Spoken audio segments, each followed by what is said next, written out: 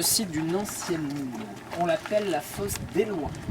Elle a été ici en activité pendant 40 ans, de 1931 à 1971.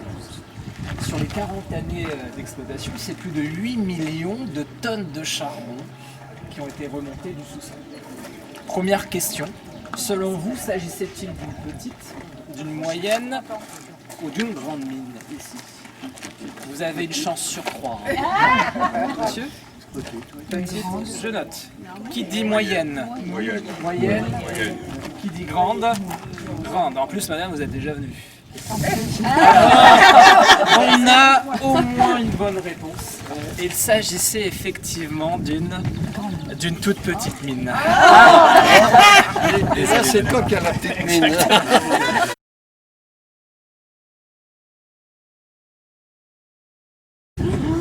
Pour atteindre le fond, c'était une descente à 8 mètres par seconde. Il fallait avoir le cœur bien accroché. Il y avait une deuxième cage pour les wagonnets, qu'on appelle aussi des berlines. Dans les berlines, je vous montre, on remontait bien sûr le charbon. C'est cette roche très noire, très brillante, qu'on appelle aussi une gaillette. Mais on ne remontait pas que des gaillettes. On remontait aussi des roches stériles, non combustibles, comme des grès, des schistes, des déchets de la mine que les mineurs entassaient à l'extérieur pour former... Les corons. Non, les terris. Les corons, c'est des maisons. Les premières maisons à partir de 1825. Les terris, ce sont donc les montagnes de déchets qu'on peut voir tout au long du bassin minier. Il en reste encore 200 environ dans la région Nord-Pas-de-Calais. Attention, hein, les terris ne sont pas des montagnes de charbon, ce sont donc des montagnes de roches non combustibles. Et ces roches qu'on remontait, il fallait les trier à la surface. Au départ, le triage était manuel. Il était fait par qui? De bonnes réponses, par les femmes et les enfants. D'ailleurs, je vais vous montrer quelques images qu'on a sur le panneau juste en face. Vous pouvez approcher. Forateur qui est juste en face. Il est un peu plus lourd que le marteau-piqueur. Il approche les 13 kilos. On l'utilisait pour forer la roche. Il plaçait des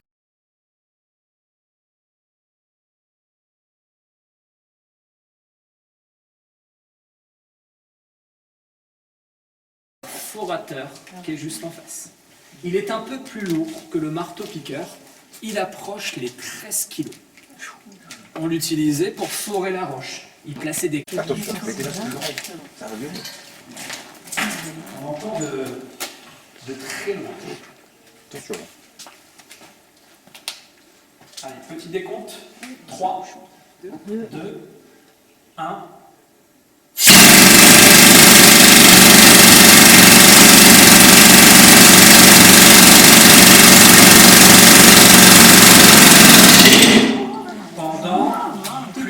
Il ne fallait pas avoir mal aux genoux. Exactement. Sachant qu'on a un équipement très sommaire. Pas de genouillère. Non, On est à genoux, on l'a dit, 10 à 12 heures par jour au 19e. non, c'est pas Pas de chaussures, mais de simples espadrilles.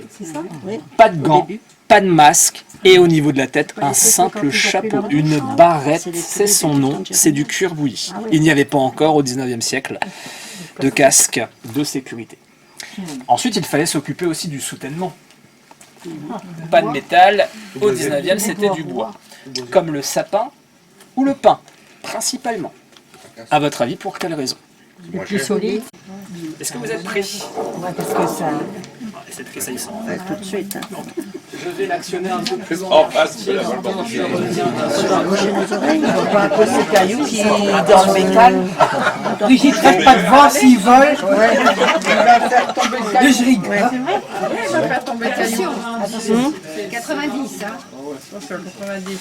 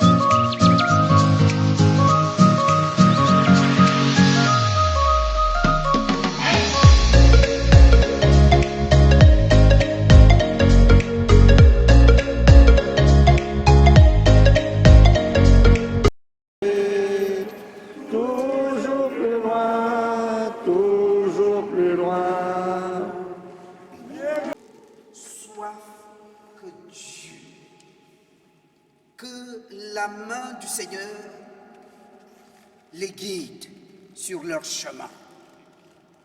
Vous ne pouvez pas imaginer combien veulent qu'un signe leur dise « Écoute mon fils ou ma fille, viens de ce côté. » Et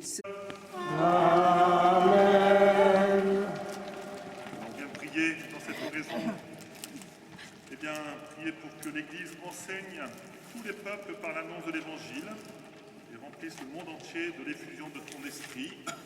Voilà, nous allons clôturer notre prière avant de recevoir la bénédiction finale. Eh bien, je vous donne la bénédiction et puis nous clôturerons notre prière en confiant notre prière sous le regard de la Vierge Marie, de prier peut-être pour les 11 adultes qui ont été confirmés hier après-midi de notre paroisse, de nos 2 paroisses, voilà, qui puissent vraiment témoigner, et notre archevêque insistait beaucoup sur cela, pour que eh bien, le sacrement de la confirmation, c'est le sacrement de la responsabilisation de l'amour de Dieu. Voilà.